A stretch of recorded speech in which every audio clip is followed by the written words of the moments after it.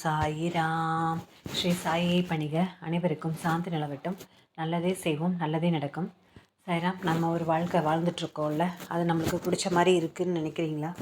சில பேர்த்துக்கு அந்த வாழ்க்கை அவங்கவுங்களுக்கு பிடிச்ச மாதிரி கிடைக்கும், சில பேர்த்துக்கு பிடிச்ச மாதிரி கிடைக்காது. ஏன்னா நம்ம வாழ வேண்டிய கட்டாயத்தில் இருக்கோம்.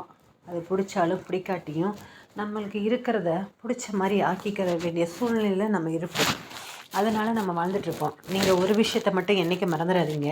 உங்களுக்கு பிடிச்சமான வாழ்க்கை கண்டிப்பாக உங்களை தேடி வரும். எப்படி வரும்னா, நீங்கள் ஒரு தீவிரமாக தேடணும். எனக்கு வேணும் வேணும் வேணும்னு தீவிரமாக தொலைவிட்டே இருக்கணும். அப்போ தான் உங்களுக்கு கண்டிப்பாக கிடைக்கும். அதுக்கப்புறம் நம்பிக்கையோடு தேடணும். நம்மளுக்கு கண்டிப்பாக கிடைக்கும் கிடைக்கும் கிடைக்கும்னு நம்பிக்கையோடு தேடணும். நீங்கள் கேட்டால் கேளுங்க, கேட்காட்டி போங்க. நான் ஒரு விஷயம், சாயப்பா எனக்கு கண்டிப்பாக ஆன்லைனில் ஒரு ஜாப் கண்டிப்பாக வேணும் சாயப்பா, எதுவும் ஏமாற்றாமல் டெய்லியும் ஏதோ ஒரு 10-200 நாள் செலவுக்கு கண்டிப்பாக வேணும் சாயப்பா அப்படின்னு நினச்சிக்கிட்டு நான் தொலைவிட்டே இருந்தேன். உங்ககிட்ட சொல்கிறதுக்கு என்ன, நான் உங்ககிட்ட எதுவுமே மறைக்க போகிறது இல்லை. மறைச்சி என்ன செய்ய போகிறேன்? எனக்கு சாயப்பா எந்த அளவுக்கு உதவி செய்கிறாரு அப்படின்றத நீங்களும் தெரிஞ்சுக்கணும். எனக்கு வேணும் சாயப்பா, கண்டிப்பாக வேணும் சாயப்பா. என்ன வயசானாலும் வயசு இல்லாட்டியும் அவங்கவுங்க கடைசி வரைக்கும் உழைக்கணும். ஏதோ ஒரு வகையில் வேலை செய்யணும், ஏதோ ஒரு வகையில் என்னுடைய காசுன்னு இருக்கணும். இப்போது அவர் இருந்த வரைக்கும் எத்தனை காசு சம்பாதிச்சாலும் என்கிட்ட கொண்டாந்து தருவார், பிடிப்பார். ஆனால் இப்போது பசங்க வந்துட்டாங்க. அப்புறம் அவங்க என்கிட்ட தான் தர்றா. இருந்தாலும் சொல்கிறேன், நம்ம என்ன தான் இருந்தாலும் வீட்டுக்காரர் மாதிரி இருக்க முடியாதுல்ல. அதனால் சின்ன பசங்க தானே, அவங்களுக்குன்னு இருக்குது, பர்சனலான செலவுகள்லாம் இருக்கும், அவங்க லைஃப்னு இருக்குது. நம்ம என்றைக்குமே பையனாகட்டும் பொண்ணாகட்டும் அவங்களுக்குன்னு ஒரு லைஃப் அமைஞ்சிக்கிச்சுன்னா அதில் அதிகமாக போய் தலையிடக்கூடாதுன்றது தான் என்னுடைய ஒரு கருத்து. அதனால் பார்த்திங்கன்னா நம்மளை நல்லபடியாக பார்த்துப்பாங்க, வேணுங்கிறதெல்லாம் வாங்கி தருவாங்க, எந்த குறையும் இல்லை. சாயப்பாவோட பிளஸ்ஸிங்ஸ்னால நல்லா தான் இருக்கேன்.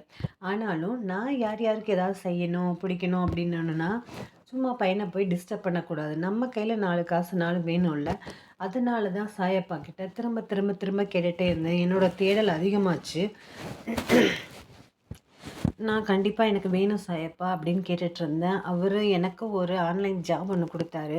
அது இது வரைக்கும் நல்லா தான் போயிட்டுருந்துச்சு, போயிட்டுருக்கு. சரிங்களா? எனக்கு அது இருக்கிற வரைக்கும் போனால் சரி, அது எப்படினாலும் சரி. எதுவுமே நிரந்தரம் இல்லாத போது, நாமளே நிரந்தரம் இல்லாத போது, நம்மளால் படைக்கப்பட்ட அந்த ஆன்லைனில் இருக்கிற ஜாபு எத்தனை நாளைக்கு நிரந்தரம்னு நம்ம யாரும் பர்மிட்டை கேட்டு எந்த வேலையும் பர்மிட்டே கிடையாது. சரியா? நம்ம நினச்சிட்ருக்கோம் கவர்மெண்ட் வேலையெல்லாம் பர்மனெண்ட்டான வேலை அப்படின்னு சொல்லிட்டு. நம்ம உயிரோடு இருக்க வரைக்கும் இருக்கோமா? கிடையாது. அதுக்கும் ஒரு லிமிட் இருக்குல்ல. 60 வயசு வச்சுருக்காங்க பார்த்தீங்களா? எல்லாத்துக்குமே ஒரு லிமிட் இருக்குது. அதனால் நம்ம இன்றைக்கி எப்படி இருக்கோம், நம்மக்கிட்ட ஏதாவது வந்துட்டுருக்கா, அது பிரகாரம் ஓகே அப்படின்ட்டு போயிட்டே இருக்கணும். அப்போது பார்த்திங்கன்னா இந்த மாதிரி தேடலை அதிகப்படுத்தணும். நம்மளோட மைண்டு பூரா அதுவாகவே இருக்கும். நம்ம இலக்கை அடையிறது ஒன்று லட்சியமாக வச்சுக்கிட்டு இருந்தோம்னா கண்டிப்பாக நம்ம இலக்கை அடைய முடியும்.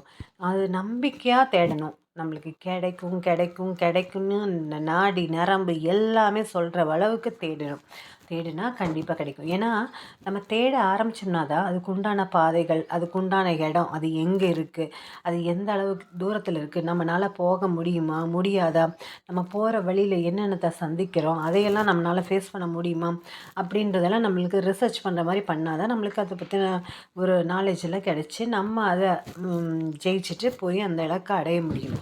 இதே மாதிரி தான் எல்லா விஷயங்களும். அதனால் நம்ம தேடிக்கிட்டே இருக்கணும். நம்மளுக்கு பிடிச்சது கிடைக்கிற வரைக்கும் தேடணும்.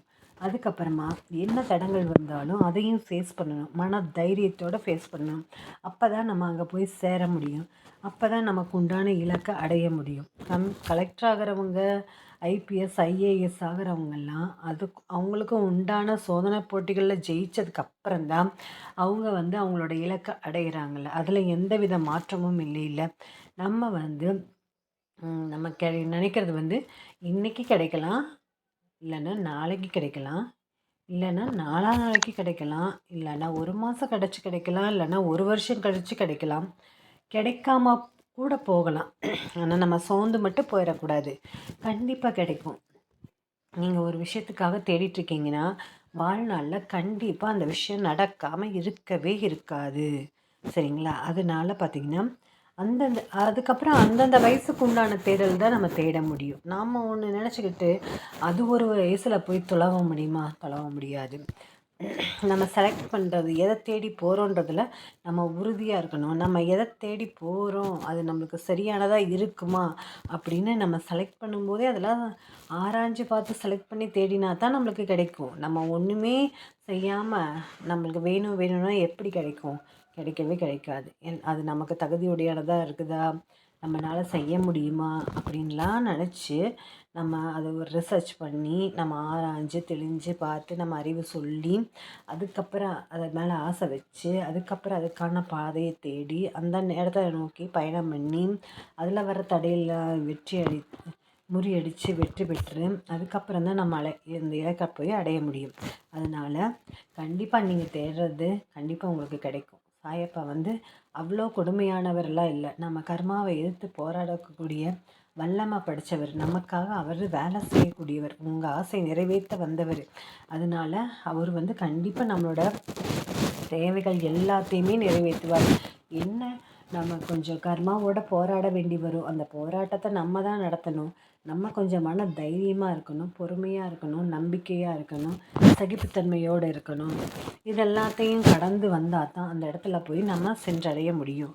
அதனால் நாம் சாயப்பாவோட பிளெஸ்ஸிங்ஸோட நம்ம கர்மாக்களை முறியடித்து நம்ம எல்லாரும் ஒரு நாம் நினச்ச மாதிரி ஒரு அற்புதமான ஒரு பொக்கிஷமான ஒரு சந்தோஷமான ஒரு நிம்மதியான ஒரு வாழ்க்கையை நாம் எல்லாரும் வாழ்வோம் வளமுடன். கண்டிப்பாக உங்களுடைய தேடல் கிடைக்கும். அதில் எந்தவித மாற்றமுமே இல்லை. தேடுங்க, விடாமுயற்சியோடு தேடுங்க, நம்பிக்கையாக தேடுங்க, அப்புறம் அதிவேகமான உழைப்போடு தேடுங்க. தேடுறதுல கொஞ்சம் தீவிரம் காட்டுங்க. கண்டிப்பாக உங்களுடைய தேடல் உங்கள்கிட்ட வரும். அப்போ இந்த உலகமே உங்களை வியந்து பாராட்டும். ஆஹா, இவனா இப்படி ஆயிட்டான், பாருப்பா இவன் அந்த சாயப்பாவை கும்பிட்டதுனால அவர் அப்பா அப்பாவும் சுற்றிட்டே அலைஞ்சானே, இவன் அப்பா அவர் ஜெயிக்க வச்சுட்டார் அப்படின்னு இந்த உலகமே ஆச்சரியப்பட்டு வியந்து போகிற அளவுக்கு உங்களோட வாழ்க்கை மாறும். அதில் எந்த விதமான மாற்றமுமே இல்லை. சரிங்களா? நீங்கள் எல்லோரும் சந்தோஷமாக உங்கள் குடும்பத்தோடு நிம்மதியாக வாழ்வீங்க. நாம் எல்லோரும் சாயப்பாவோட பிளெஸ்ஸிங்ஸில் வாழ்வோம் வளமுடன். ஜெய் சாய்ராம். சாயப்பாவின் திருவடிகளே சரணம்.